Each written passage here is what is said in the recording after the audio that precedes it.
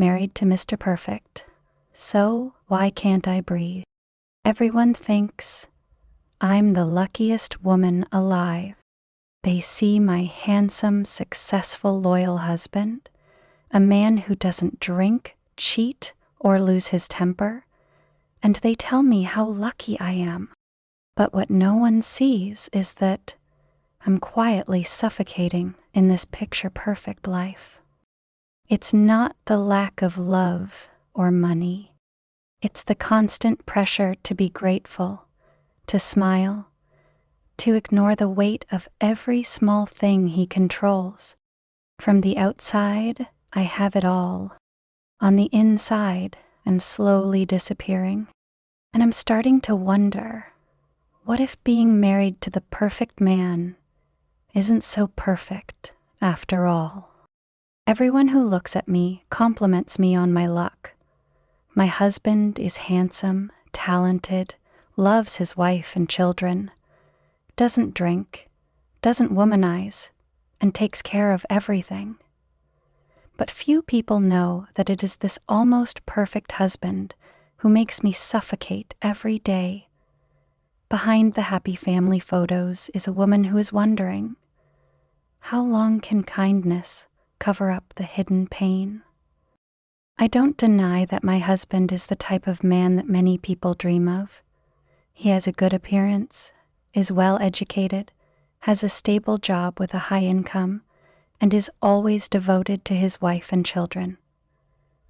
He doesn't smoke, doesn't gamble, doesn't hang out at bars, and doesn't womanize.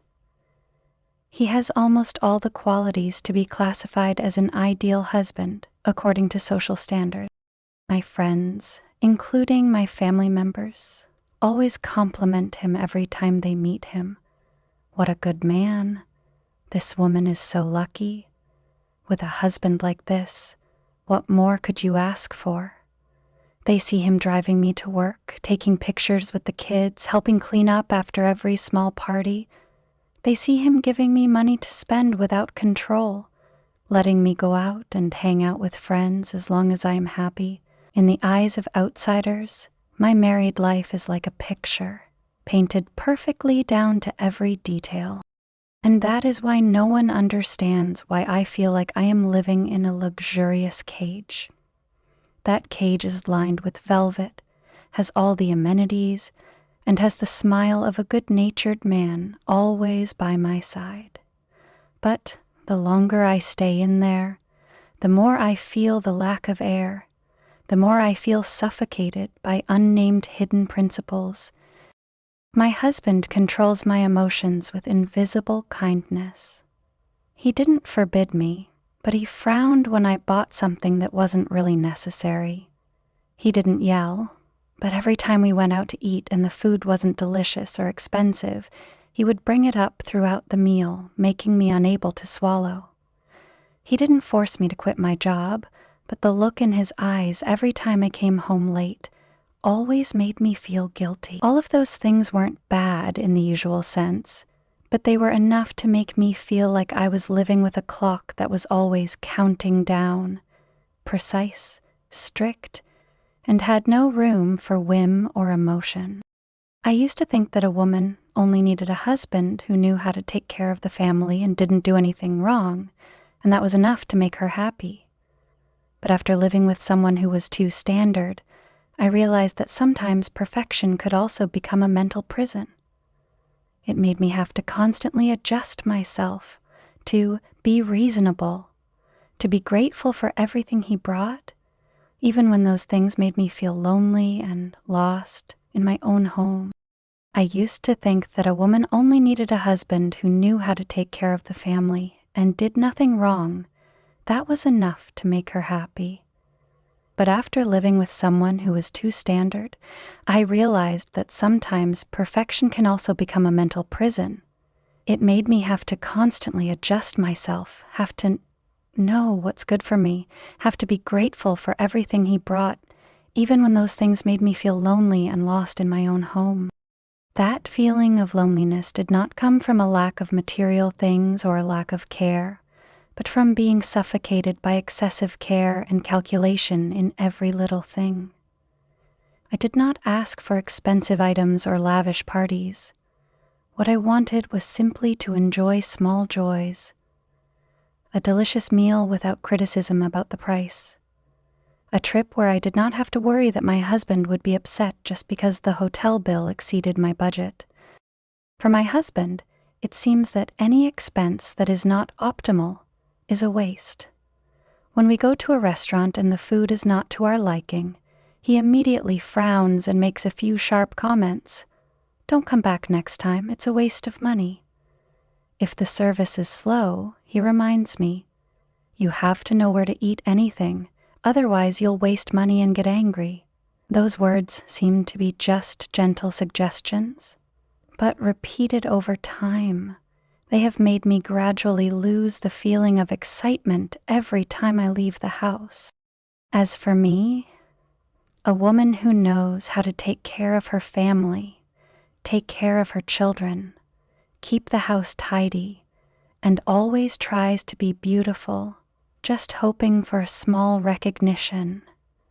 I don't need luxury goods or diamond rings, but I want to be rewarded for those efforts with a little indulgence, a little surprise, a little reasonable extravagance, like a bouquet of flowers for no occasion.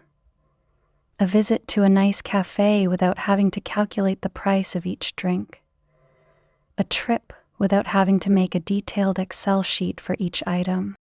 However, in my husband's world, it seems that all emotions must be converted into use value.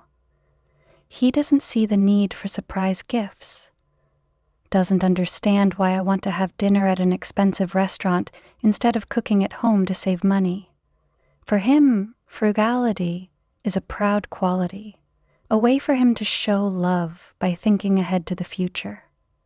But for me, that frugality, when not moderate, becomes a sophisticated form of control, taking away the innocent moments in our married life.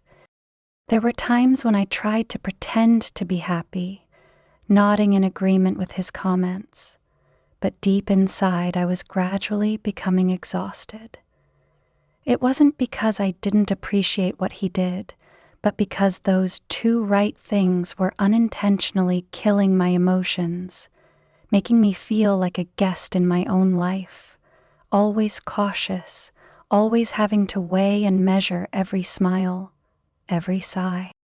Not because I don't appreciate what he does, but because those right things are unintentionally killing my emotions, making me feel like a guest in my own life, always cautious, always having to weigh and measure every smile, every sigh. I gradually realized that those seemingly small things, when repeated long enough, can erode the heart of a woman like me, to the point of callousness. I used to think that if I was tolerant enough, rational enough, understanding enough, I would overcome everything. But I was wrong. My tolerance did not change him, but only made me increasingly compromise with my true feelings. Many times I chose to stay silent when he frowned because of an unsatisfactory meal. I told myself, my husband takes care of me, I don't care. But the more I swallowed it, the more I felt distant from him, colder, and most importantly, no longer wanted to share. I tried to tell him in gentle words that I felt hurt when he was fussing over every detail, that I needed more than a calculating husband.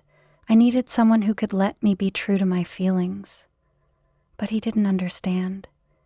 He just responded with a look as if I was ungrateful, then said a few words.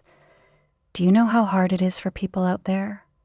Or, "I save for the future of my children, not because I'm selfish." Those words weren't wrong, but they were like a knife cutting into my self-esteem. Because he was right. I had no right to be sad.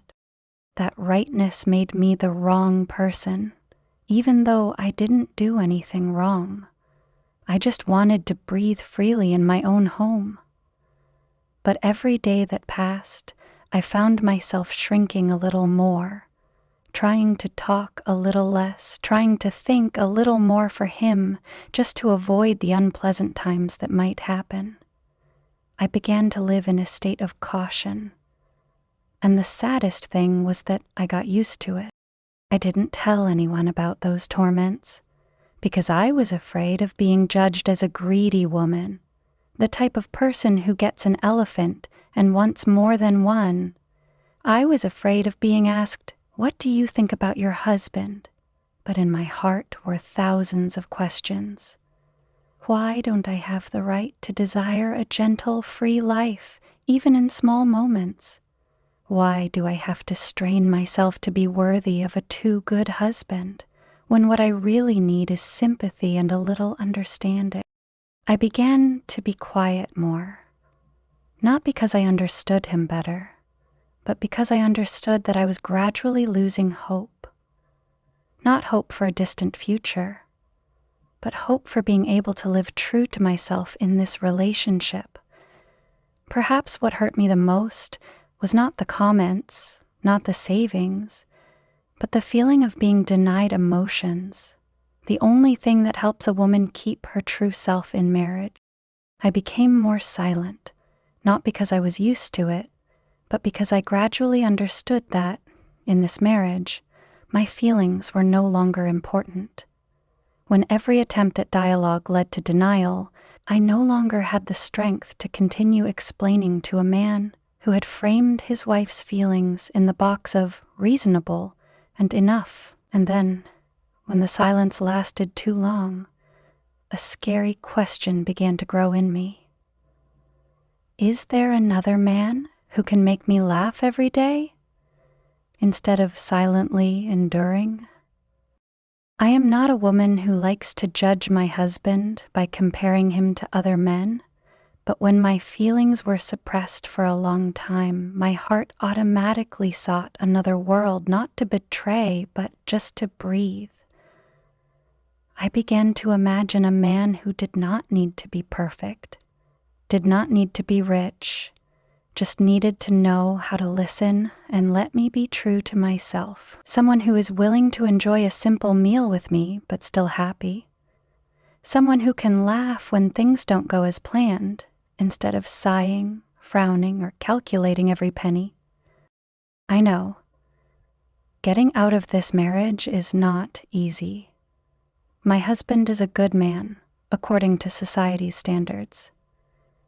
He doesn't beat me, doesn't betray me, doesn't make me lack anything materially. He is the ideal model that many women out there are looking for. But that model makes me more and more lonely. He takes care of the family, but forgets that the family does not only exist by responsibility, but also needs the warmth of irrational things, a hug for no reason, a gentle word, a sympathetic smile. I used to think that if I left, I would be known as an ungrateful woman, a woman who gets an elephant and wants more than enough. I used to be afraid that if I left this marriage, I would meet irresponsible men, playboys, and men who despised women, things that my husband never had.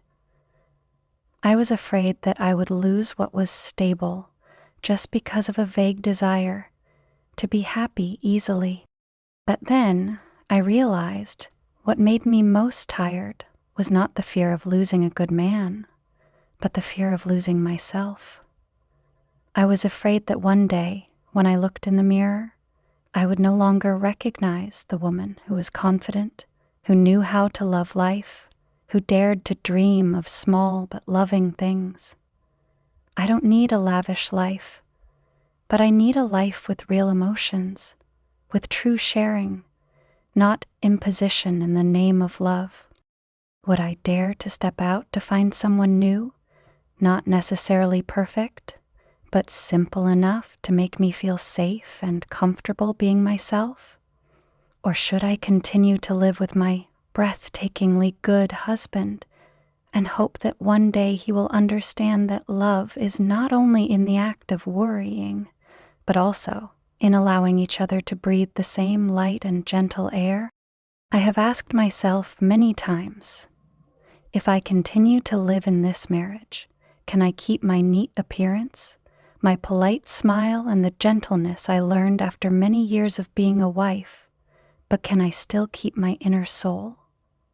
Is there anyone out there like me, a woman living with a husband who is so good that I can't criticize him, but every day feels like her heart is withering away because she can't be herself? I don't write these lines to complain about my fate or to badmouth my husband, because honestly, I am very grateful to him. I know that out there are many women who have to struggle to live with heartless, ungrateful, and even violent men. But the paradox is that I feel alone in the full, peaceful life that others dream of. My suffocation does not come from lack, but from having no room to express my emotion.